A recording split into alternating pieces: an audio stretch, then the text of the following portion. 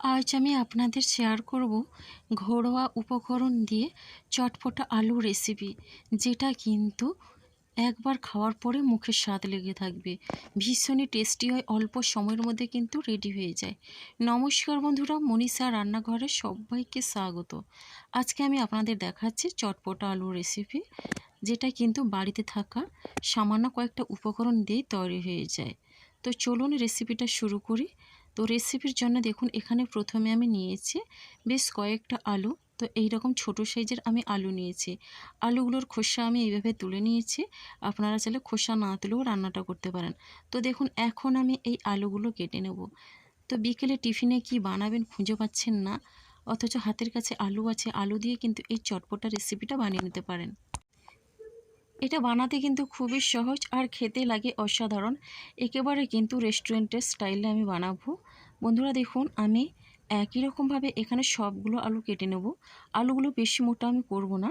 তো দেখুন, এইভাবে করে এখানে আলুগুলো সব কেটে নিয়েছি। এবার দেখুন, আলুগুলো কেটে নেওয়ার পরে আমি আলুগুলো ধুয়ে নেব। আর আলুটাকে আমি কাটার আগে কিন্তু গোটা অবস্থায়ও ধুয়ে নিয়েছিলাম। এখন দেখুন বন্ধুরা, রান্নার জন্য গ্যাসের ওভেনে একটা কড়াই বসিয়ে দিয়েছে। কড়াইটা গরম করে এখানে দিয়ে দিচ্ছি বেশ কিছুটা পরিমাণে সর্ষের তেল। আর এই রান্নাটা সর্ষের তেলেই করলে কিন্তু বেশ ভালো লাগে খেতে। তেলটাকে কিন্তু প্রথমেই বেশ ভালোভাবে গরম করে নিতে হবে। তেলটা গরম হয়ে গেছে, এখন আমি তেলের মধ্যে প্রথমে দিয়ে দিচ্ছি হিং। এবার হাফ চামচ পরিমাণে দিয়ে দিলাম সর্ষে। এখানে সাদা আর কালো সর্ষে দুটো মিশিয়ে আমি দিলাম। এবার দিয়ে দিচ্ছি গোটা জিরে হাফ চামচ পরিমাণে। এবার আমি ফোড়নটা একটু নাড়াচাড়া করে নিয়ে এবার আমি আলু দিয়ে দিলাম। আলুটা দিয়ে বেশ ভালোভাবে আমি নাড়াচাড়া করে নেব। গ্যাসের ফ্লেমটা কিন্তু আমি মিডিয়ামে রেখে এখন রান্না করছি। পুরো রান্নাটাই কিন্তু এখানে জল ছাড়াই হবে। তো দেখুন বন্ধুরা, এইভাবে আমি নাড়াচাড়া করে নেওয়ার পরে এখানে আমি দিয়ে দিচ্ছি স্বাদ অনুসারে লবণ। এবার লবণটা দেওয়ার পরে এখন দিয়ে দিচ্ছি এখানে হলুদের গুঁড়ো। আর হলুদের গুঁড়ো দিয়ে বেশ ভালোভাবেই নাড়াচাড়া করে আমি মিশিয়ে নেব। আর একটা কথা এখানে বলে থাকি বন্ধুরা, আমার কিন্তু শরীরটা ভীষণই অসুস্থ, ঠিকঠাক করে কিন্তু ভয়েস ওভার দিতে পারছি না, তার জন্য আমি কিন্তু দুঃখিত। তো যাই হোক বন্ধুরা, ঢাকনা দিয়ে এটা রান্না হতে থাক 5 মিনিটের মতো। তো লো ফ্লেমে রেখে ততক্ষণে আমি একটা মশলা করে নিচ্ছি। এখানে হাফ চামচ পরিমাণে দিয়ে দিলাম গোটা ধনে। এবার আমি দিয়ে দিচ্ছি এখানে গোটা জিরে হাফ চামচ পরিমাণে। আর এখন আমি এখানে অ্যাড করে দিচ্ছি দেখুন দুটো শুকনো লঙ্কা। আর দিয়ে দিচ্ছি এখানে চীনাবাদাম। একটা 5 টাকা দামের যে প্যাকেটটা হয়, ওই প্যাকেটের 1 প্যাকেট পরিমাণে চীনাবাদাম দিয়ে দিলাম। এবার চীনাবাদাম দিয়ে এটা একটু গুঁড়ো করে নেব। তবে কিন্তু মিহি করছি না, দানা দানা রেখেছি, তাহলে কিন্তু বেশ ভালো লাগবে। এদিকে দেখুন 5 মিনিটের পরে আমি ঢাকনা খুলে আলুটাকে বেশ ভালোভাবেই নাড়াচাড়া করে নেব। এই রান্নাটা কিন্তু একেবারে লো ফ্লেমে রেখে করতে হবে, যেহেতু এখানে আমি জলের ব্যবহারটা করছি না। তো দেখুন বন্ধুরা, এইভাবে নাড়াচাড়া করে নিলাম। আর দেখেই বুঝতেও পাচ্ছেন আলুর কিন্তু কালারটা চেঞ্জ হয়ে গেছে। আর একটু লাল লাল করে ভেজে নিলে কিন্তু ভীষণই টেস্টি হবে। ঢাকনা দিয়ে আরও 3-4 মিনিটের মতো এইভাবে লো ফ্লেমে রেখে রান্না করে নেব। এটা কিন্তু ঢাকনা দিয়ে দিয়ে রান্না করতে হবে, তাহলে কিন্তু খুব সুন্দরভাবে সেদ্ধ হয়ে যাবে। এখানে কিন্তু আলু সেদ্ধ হয়ে গেছে। তো বন্ধুরা, অল্প সময়ের মধ্যে চটপটা কিছু খেতে ইচ্ছে করলে আলুর এই চটপটা মশলাটা আপনারা তৈরি করে নিতে পারেন। দেখবেন বাচ্চা থেকে বড় সবার কিন্তু বেশ ভালো লাগবে খেতে। এবার দেখুন, এখানে দিয়ে দিচ্ছি দুটো কাঁচা লঙ্কা চেরা। এরপরে দিয়ে দিচ্ছি কিছুটা পরিমাণে ধনেপাতা কুচি। এবার দেখুন, কাঁচা লঙ্কা আর ধনেপাতা কুচি দিয়ে বেশ ভালোভাবেই আমি নেড়ে চেড়ে নিচ্ছি। ভীষণই সুস্বাদু এই আলুর মশলাটা। এটা কিন্তু আপনারা একবার হলেও ট্রাই করবেন আর কমেন্ট করতে ভুলবেন না। আপনাদের একটা মিষ্টি কমেন্ট কিন্তু আমাকে অনেকটা উৎসাহ দেয় নতুন নতুন রেসিপি বানানোর জন্যে। তো দেখুন বন্ধুরা, এখন আমি এইভাবে বেশ ভালোভাবে নাড়াচাড়া করে এখন আবারও ঢাকনা দিয়ে 2-3 মিনিটের মতো রান্না করে নেব লো ফ্লেমে। এবার দেখুন, আমি ঢাকনা খুলে আলুর মশলাটা বেশ ভালোভাবেই নাড়াচাড়া করে নেব।